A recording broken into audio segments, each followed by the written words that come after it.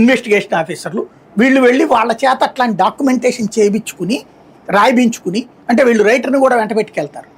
అక్కడ ఎలాగ డాక్యుమెంటేషన్ చేయాలి, ఫర్ ఎగ్జాంపుల్ దీన్ని ఎలా అంటే కథానిక తరహాలో ఉండాలి కోర్టుకి చెప్పేటప్పుడు.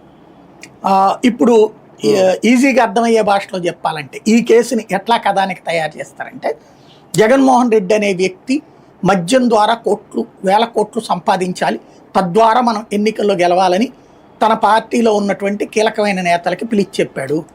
దాంతో దీన్ని భుజాన వేసుకున్నటువంటి మిథున్ రెడ్డి ఒక సమావేశం ఏర్పాటు చేయించాడు, అడిగాడు. అప్పుడు విజయసాయిరెడ్డి ఇంట్లో మొదట సమావేశం అయ్యారు. అయితే అక్కడ ఇది చాలదన్నారు, రెండోసారి సమావేశం అయ్యారు.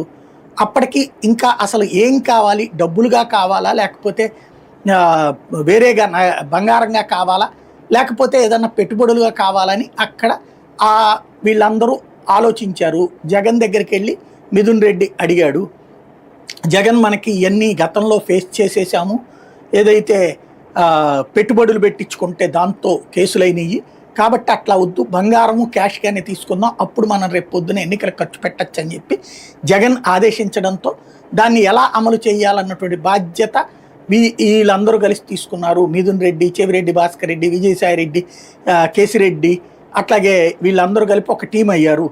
వీళ్ళు ఒక మద్యం పాలసీని చెప్పి జగన్ ముందు పెడితే జగన్ ఓకే చేశాడు. అందులో భాగంగా మద్యం అనే